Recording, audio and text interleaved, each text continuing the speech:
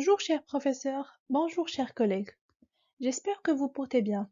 Dans la vidéo d'aujourd'hui, mes collègues Jar Asma, Ilgi Ilyas et moi, Lotfi Firdaus, allons vous présenter le principe Messi. Alors, sans plus vous tarder, commençons notre présentation.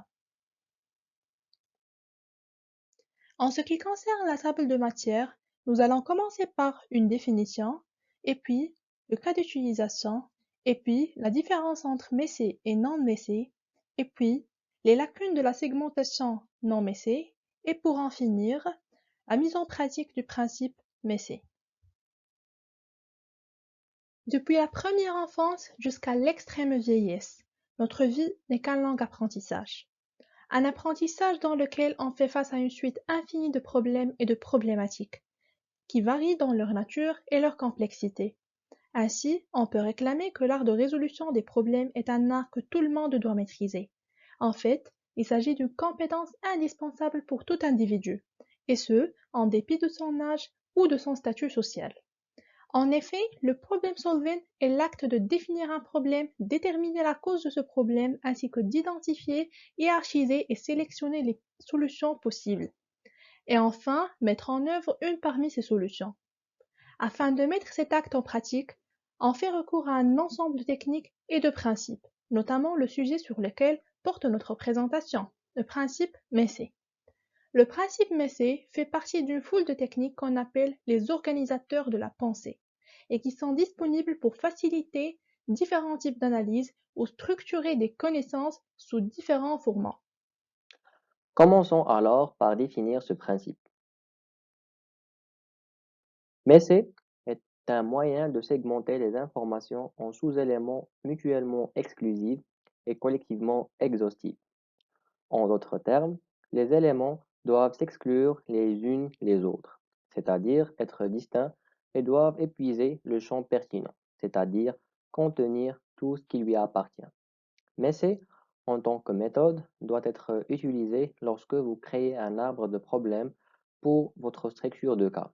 Cela vous aidera à éviter les dépendances entre les différentes branches de l'arborescence et ainsi les sous-problèmes pourront être correctement isolés. Pour les deux premières lettres ME, mutuellement exclusives, ils visent à réduire la complexité en évitant les chevauchements. Vous devez vous assurer que les solutions au groupe possible ne sont pas accidentellement considérées deux fois. Prouver l'exclusivité vous oblige à examiner attentivement chaque option, vous conduisant par conséquent à une compréhension beaucoup plus approfondie du problème. CE, collectivement exhaustif, vise à assurer une collection complète sans laisser d'alternative. Exhaustif signifie que toutes les options possibles ont été envisagées. L'astuce consiste à diviser un problème en catégories avec un nombre fini de groupes généraux. Par exemple, si vous avez besoin de fabriquer des moyens de transport, ne vous contentez pas de collecter par pied, train, avion, vélo. Pourtant, essayez de trouver des catégories, car cette pratique vous évitera d'oublier les options importantes. On peut par exemple procéder par roue ou non-roue, ou par air, eau, terre. Après avoir défini le principe Messi, vous vous posez probablement cette question. Quand et dans quel cas pouvez-vous utiliser le Messi? Certes, les domaines d'utilisation de ce principe sont très nombreux. D'une manière générale, le Messi trouve sa légitimité dans un bon nombre d'applications d'organisation, de catégorisation, de structuration, de regroupement et de segmentation de données. Par exemple, nous pouvons utiliser le principe Messi pour identifier et lister les causes et les solutions d'un problème. Prenons l'exemple des entretiens de cas, qui sont généralement structurés autour d'un problème hypothétique que l'intervieweur vous demandera comment résoudre. Dans ces situations, rappelez-vous que votre priorité est de donner une réponse de haut niveau qui est organisée d'une manière facile à suivre. Si vous paniquez et commencez simplement à énumérer des idées à moitié développées sans information de suivi, votre intervieweur se perdra. C'est là que le principe Messi entre en jeu. Messi vous aidera à vous concentrer sur les principales catégories et à développer des idées de haut en bas. Cela donnera essentiellement à l'intervieweur un aperçu de vos solutions potentielles.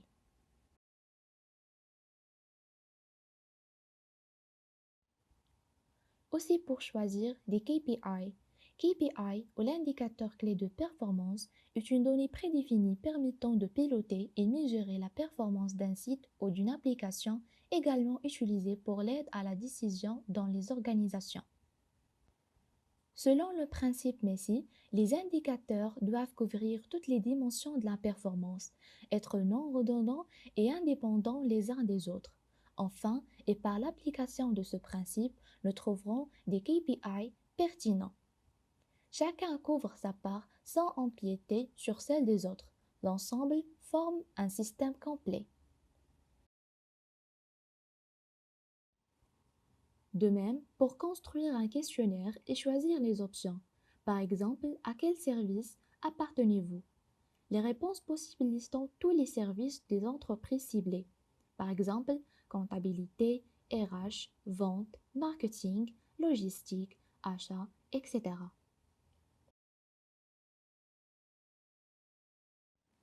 Également, pour communiquer un état des lieux ou une préconisation dans l'univers des solutions possibles.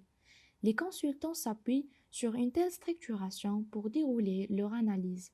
De la même manière, un manager peut également se reposer sur le Messi pour expliquer à son équipe les raisons d'un changement. Un exemple d'application du principe Messi est la division de la population en sous-ensembles d'âge. Nous allons constater deux divisions possibles.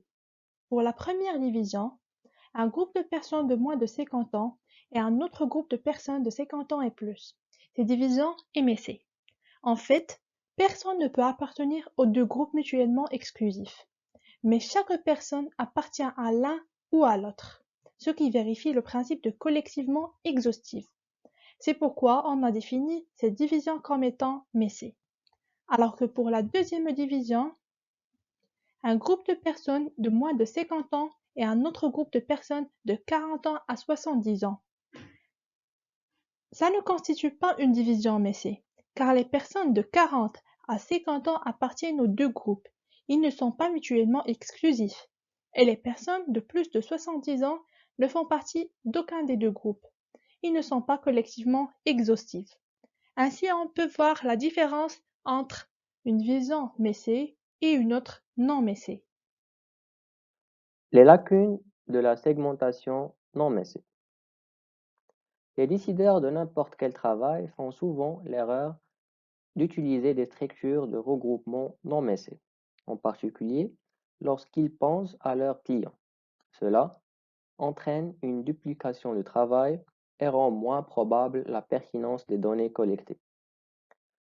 La segmentation non Messi peut sembler intuitive au premier abord.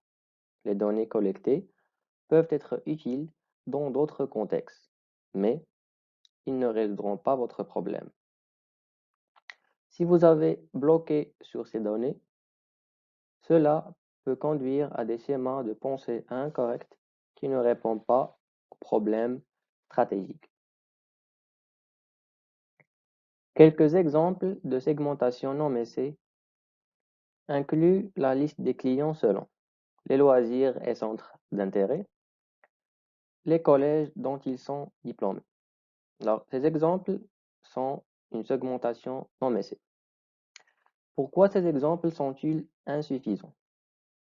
Prenons comme exemple la liste des personnes séparées par leur passe-temps. Une entreprise peut tenter de classer ses clients comme étant impliqués dans des loisirs d'intérieur ou de plein air. Au départ, cela semble avoir une certaine logique. En regardant de plus près, cependant, il présente également des inconvénients évidents. Ce n'est pas mutuellement exclusif, puisque les individus peuvent être impliqués dans les deux types de passe-temps. Il n'est pas collectivement exhaustif car il ne s'adresse pas à ceux qui ne sont pas impliqués dans les loisirs.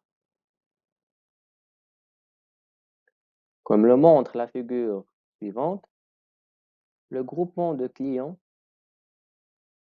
par loisir, comme exemple de la non-MEC segmentation.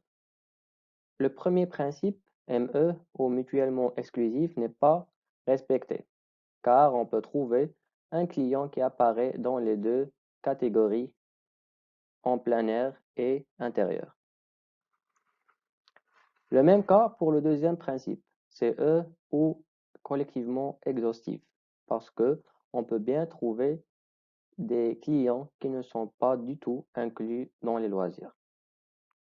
D'où l'importance de l'utilisation de la méthode MEC comme étape importante et outil majeur dans la résolution des problèmes.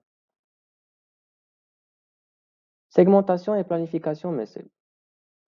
La segmentation MEC peut être appliquée à tout type d'entreprise ou de préoccupation personnelle. Il présente des avantages pratiques évidents qui vous aident à réfléchir de manière analytique aux problèmes en question.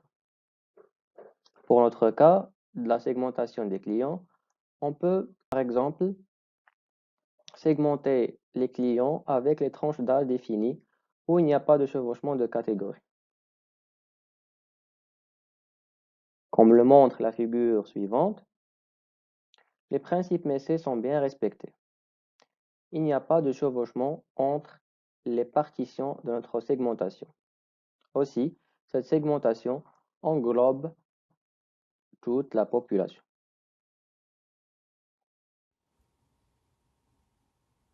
Certaines bonnes pratiques peuvent rendre MEC plus facile à utiliser.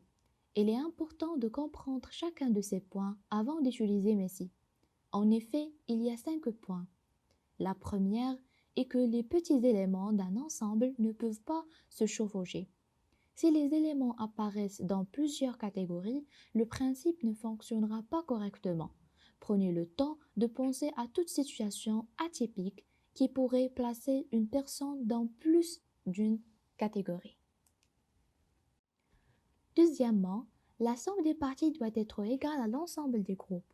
Pour qu'une segmentation soit collectivement exhaustive, elle doit représenter l'ensemble du groupe. Cela peut vous obliger à prendre en compte des cas d'utilisation typiques des clients. Par exemple, un restaurant peut avoir des clients sans rendez-vous, en ligne et au volant. Il peut également avoir des clients qui commandent via des applications tierces comme Glovo. Ces clients doivent également être présentés. Troisièmement, les petits éléments doivent être parallèles les uns aux autres. Les catégories de la classification MEC doivent être directement comparables chaque fois que possible. Vous ne voudriez pas comparer les clients de la ville Casablanca avec ceux de Sidi Kasm, même si le nombre de clients dans chaque catégorie est approximativement le même. Quatrièmement, la règle de 3. La règle de 3 décrit le fait que les ensembles de 3 éléments ont tendance à être mémorables et intuitifs. Bien que ce ne soit pas une exigence absolue de MEC, il est plus facile pour les gens de se souvenir des ensembles contenant 4 éléments au moins. Cela rend le principe plus facile à comprendre. Finalement, recherchez les erreurs logiques et les incohérences. MEC est un outil puissant, mais ce n'est pas le seul. Il ne vous protège pas de tous les oublis ou les erreurs possibles que vous pourriez rencontrer. Examinez toujours vos hypothèses de près, même si votre classification MEC vous semble parfaite. Après avoir retraité les différentes parties du principe MEC, Mutually Exclusive, Collectively Exhaustive, on peut voir comment ce dernier fera de vous un meilleur décideur et solutionneur de problèmes. Cela vous aidera à voir la situation plus clairement et à tirer des conclusions qui vont vraiment aider votre entreprise. Voyez-vous comment la prochaine fois que vous serez confronté à un problème complexe, l'utilisation du cadre MEC vous aidera à trouver les causes possibles et vous conduira à la meilleure solution. Tout compte fait, ce principe n'est pas destiné exceptionnellement aux problèmes envisagés dans le domaine professionnel, mais peut s'étaler également jusqu'à atteindre votre vie personnelle. Alors, à vous le choix, soit de profiter de ce trésor ou bien de le laisser. J'espère que notre travail vous a permis de comprendre de près le principe MEC et comment profiter le plus de l'utilisation de ce dernier. Merci pour votre attention et n'hésitez pas de nous laisser toutes vos questions en commentaire. Au revoir.